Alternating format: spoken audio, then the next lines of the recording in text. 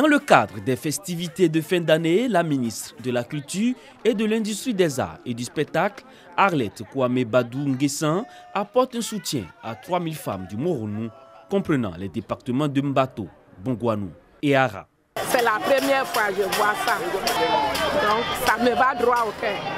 Que Dieu la bénisse, que la Côte d'Ivoire reste dans la paix, que Dieu bénisse le président Alassane. Je dis merci au président de la République d'avoir pensé à nous, ces sœurs, femmes dynamiques du Moronou, pour que l'année prochaine, ça dépasse ça.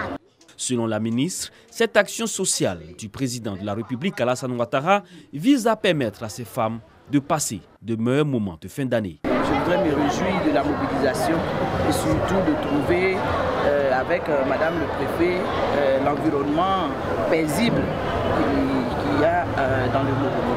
Je voudrais profiter de l'occasion pour souhaiter une année de paix, une année de bonheur, une année de santé à toute la population du Moronou.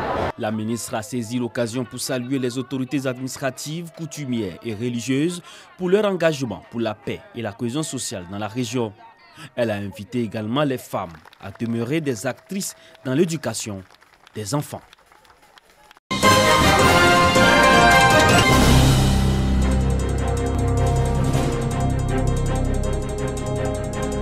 À Bouaké, les fidèles chrétiens de l'église Séma du quartier Belleville se sont retrouvés autour de leur pasteur afin de prier pour la nouvelle année. Chants et louanges à Dieu qui leur a permis de terminer l'année 2021 dans la paix et en bonne santé. Ce n'a pas été facile, mais par la grâce de Dieu, nous sommes là et nous voulons dire merci à Dieu. Nous voulons dire merci au président qui veille sur notre pays et que la grâce lui soit donnée pour qu'il puisse continuer à diriger la Côte d'Ivoire dans la paix, dans la tranquillité. À la cathédrale Sainte-Thérèse de l'Enfant Jésus, les fidèles catholiques ont prié pour que l'année 2022 soit une année de dialogue et de réconciliation vraie entre les Ivoiriens, mais aussi une année de succès pour le pays. À l'église des Assemblées de Dieu, les croyants ont effectué nombreux déplacements pour célébrer la nouvelle année.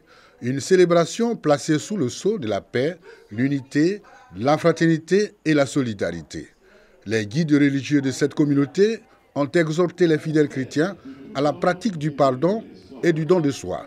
Des messages bien perçus par les fidèles qui entendent les mettre en pratique pour cette nouvelle année. Quelques personnes ont décidé de braver le froid de l'Harmattan pour se retrouver en famille ou entre amis dans les maquis et autres bars de la commune.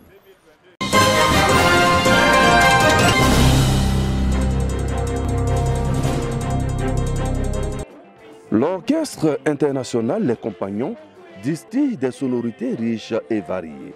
Nous sommes à Fekessédougou. Le ministre d'État, ministre de la Défense, Téné Birahima Ouattara, reçoit pour le nouvel an les forces vives de la région du Djologo, en compagnie du ministre de l'Enseignement supérieur et de la Recherche scientifique, Adama Diawara. À l'approche de minuit, il profite pour placer la nouvelle année qui arrive sous le signe d'une solidarité sans défaut.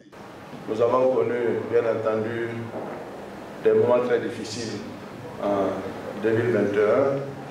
Le souvenir qui m'est le plus proche, c'est celui de mon jeune frère Ahmed Bakayoko. Je dis que Dieu l'accueille en son paradis. Déjà en 2020, c'était mon jeune frère Matouban Koulibaly, que Dieu l'accueille dans le paradis. Je voulais donc, au seuil de cette année, bien entendu, au nom de mon épouse et au nom de tous les amis ici présents, les frères, vous souhaiter une très bonne année 2022 et dire que le Tout-Puissant nous assiste au quotidien dans tout ce que nous faisons. Donnons-nous la main, soyons solidaires. Il est minuit. 2022 est là. Le ciel de Fekessédougou se colore.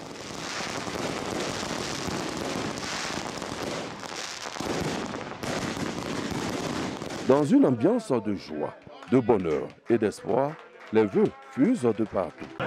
Il faut que cette année nouvelle 2022 conforte tous nos acquis et que le développement soit de plus en plus accéléré. cela ne peut se faire que dans la cohésion, dans la paix et dans la solidarité. Une année nouvelle vient de naître. Celle qui s'écoule, nous espérons, elle a entraîné avec elle tout ce qu'il y avait comme difficulté, tout ce qu'il y avait comme malheur. C'est ce qu'elle nous a apporté réellement, mais aussi de la joie. Mais pour ce qui est de la nouvelle année, nous souhaitons à tous les Ivoiriens beaucoup de chance, beaucoup de solidarité, beaucoup de cohésion. Je voudrais souhaiter une très bonne et heureuse année 2022 au premier des Ivoiriens, son Excellence le Président Alassane Ouattara, à tout son gouvernement. Souhaiter bonne année au ministre d'État, notre frère, le ministre Brahima Ouattara, et souhaiter à chaque famille de la Côte d'Ivoire que l'année 2022 soit une année meilleure de santé, de paix et de Côte d'Ivoire solidaire. Dans les deux autres chefs-lieux de département du Djologo, Kong et Ouangoulo-Dougou, feux d'artifice et concerts d'artistes ont également été offerts aux populations.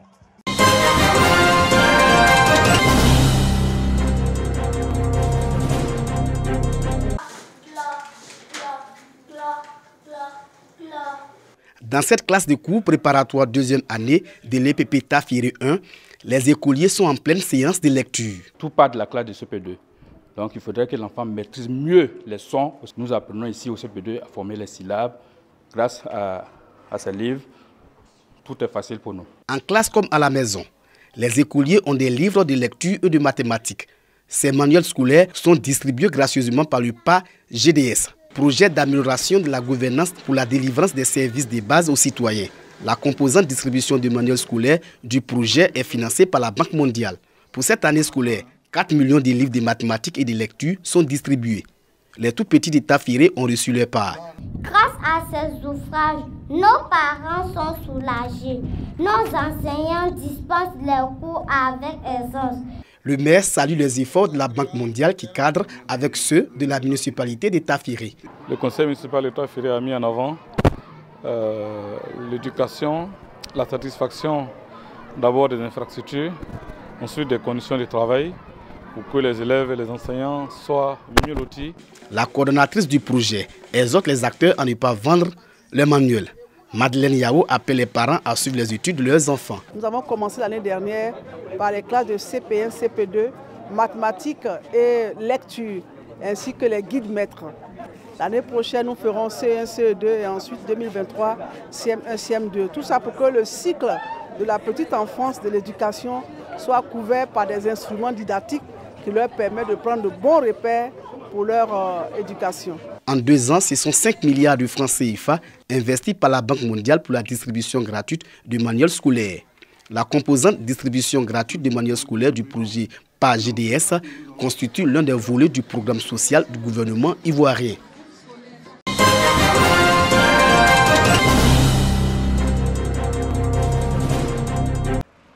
Dikodougou, commune de la région du Poro. Une journée consacrée au développement marquée par une série d'inaugurations d'infrastructures communautaires de base dans la localité. L'hôpital général réhabilité, le foyer des jeunes, des écoles primaires, une pompe hydraulique, des réalisations à l'actif du conseil municipal de Dikodougou. Il s'agit pour la municipalité d'améliorer les conditions de vie des populations. Il nous a fallu 3 ans pour remettre notre commune sur les sentiers du développement par un mieux-être de nos populations. Nous n'entendons pas nous arrêter en si bon chemin, car beaucoup reste à faire. Je voudrais vous rassurer, population de Dikodougou, que nous serons toujours là pour répondre présent à votre appel, pour répondre à tout ce que vous souhaitez. La journée du développement à Dikodougou a également donné lieu à la cérémonie d'installation des 10 chefs de village. Occasion pour ces chefs de recevoir leur arrêté de nomination des mains des autorités administratives de la localité. Ces auxiliaires de l'administration comptent exercer leurs nouvelles fonctions dans la droiture et l'équité pour l'essor de leurs villages respectifs.